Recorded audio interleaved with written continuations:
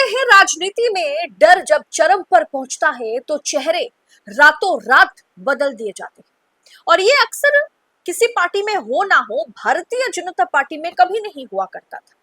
लेकिन भारतीय जनता पार्टी में आज ऐसा एक जबरदस्त भूचाल आया है जिसने पूरी पार्टी के डिजिटल तंत्र को, शीर्ष संगठन की नींव को हिला के रख दी। जो भाजपा कभी अपने, आप कह सकते हैं ना कि जो अभेद्य अभेद्य जो ट्रोल आर्मी है, जो डिजिटल नैरेटिव के दम पर विरोधियों को पछाड़ती थी, उसी पार्टी को आज रातों रात अपनी पूरी सोशल मीडिया पलटन की छुट्टी करानी पड़ गई। छुट्टी करानी पड़ी किस लिए?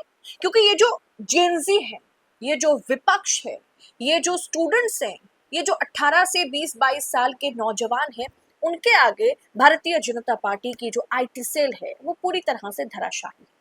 जी हाँ, सालों से भारतीय जनता पार्टी के डिजिटल वॉर रूम का चेहरा रहे अमित मालवीय। आपके स्क्रीन पर इस चेहरे को अच्छे से देखिए। अमित मालवीय को पद छोड़ने से मजबूर कर दिया गया, उन्हें पद से बेदखल कर दिया गया, रातों रात उन्हें निकाला गया। यही भारतीय जनता पार्टी जो कहा करती है हमारे यहाँ इस्तीफे नहीं होते, वहां धर्मेंद्र प्रधान का इस्तीफा हुआ, वहां सरकार को झुकना पड़ा, बुरी तरह से हार का सामना करना पड़ा। और अब इतना बड़ा चेहरा जिसे हर कोई जानता है, कौन नहीं जानता, मीडिया पर आप तो इन्हीं के कारनामे देखते हैं, लेकिन ये पूरी तरीके से ठप साबित हुए स्टूडेंट्स के आगे, जेनजीज के आगे, विपक्ष के आगे, जो हाल ही में देखने को मिला।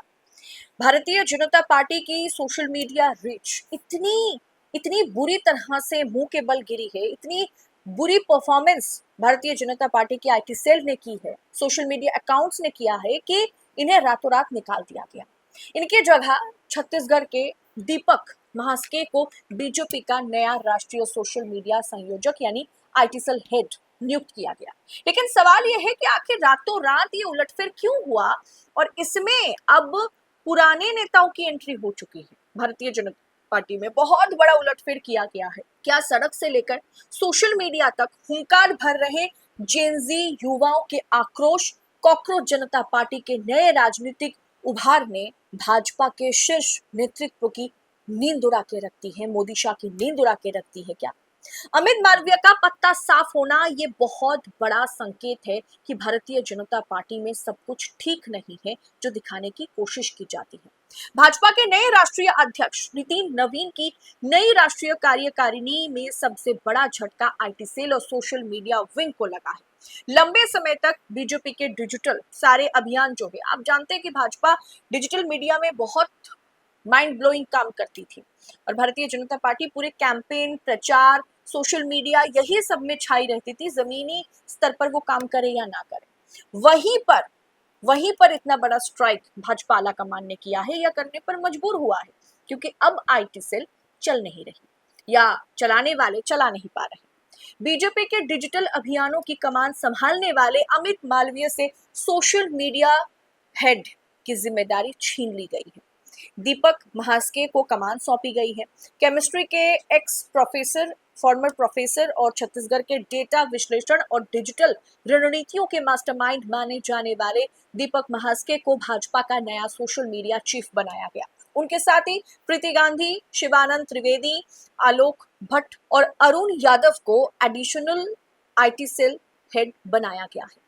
संगठन में बड़े चेहरों की वापसी भी हुई है। इस उलटफेर में केवल आईटी सेल में ये उलटफेर नहीं हुआ है, बल्कि शीर्ष संगठन भारतीय जनता पार्टी का जो शीर्ष संगठन है उसमें कई बड़े बदलाव हुए हैं। पूर्व केंद्रीय मंत्री स्मृति ईरानी की राष्ट्रीय महासचिव के रूप में वापसी हुई है, जबकि राम माधव को राष्ट्रीय उपाध्यक्ष नियुक्त किया गया है।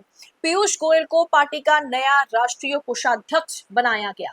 बीजेपी का पुराना ट्रोल नैरेटिव मॉडल अब बेअसर साबित हो रहा है और इसमें सबसे बड़े चेहरे की एंट्री हुई है, वो है वसुंधरा राजे। जी हाँ, वो वसुंधरा राजे जिनके साथ मोदी शाह के 36 के आंकड़े हैं, उस वसुंधरा राजे की पार्टी में वापसी हुई है। हाल ही उन्हें बहुत बड़ा पद दिया गया। हाल ही में हुए जेनजी युवाओं के डिजिटल और जमीनी विरोध प्रोटेस्ट ने बीजेपी के पारंपरिक सोशल मीडिया मैनेजमेंट की धज्जियां उड़ा दी है। कॉकरोच जनता पार्टी का अचानक से उभार, दूसरी ओर जो सीजेपी है, जैसे सीजेपी जैसी नई पार्टी जो पूरी तरीके से स्टूडेंट्स पर बेस्ड है, जो पूरी तरीके से युवाओं पर बेस्ड है, नौजवानों पर बेस्ड है, वो नई राजनीतिक पार्टी ने कहीं ना कहीं राजनीतिक हवा और डिजिटल प्लेटफॉर्म्स पर उठ रही युवा आवाजों का सामना करने में अमित मालवीय की टीम पूरी तरह से नाकाम साबित हुई थी। और युवाओं के तीखे सवालों और नए दौर के डिजिटल जंग के आगे बीजेपी का पुराना आईटी सेल पस्त नजर आ रहा था। रातों रात फेरबदल की मंजूरी भी मिली। यही वजह है कि आने वाले राज्यों के विधानसभा चुनाव, जैसे उत्तर प्रदेश में 2027 में चुनाव है, और युवाओं के बीच ये जो खिसकती जमीन को बचाने की भाजपा कोशिश कर रही है ना, इसी के लिए पार्टी को रातों रात अपनी इस डिजिटल पलटन को बदलना पड़ा। पूरी की पूरी पलटन की छुट्टी करा दी गई। मंत्रिमंडल संगठन में भी गाज गिर सकती है दोस्तों। आपको पहले भी बताया था, निर्मला सीतारमण, नितिन गडकरी, कई नाम सामने हैं जिसमें निर्मला सीतारमण पर भी गाज गिर सकती है किसी भी समय पर।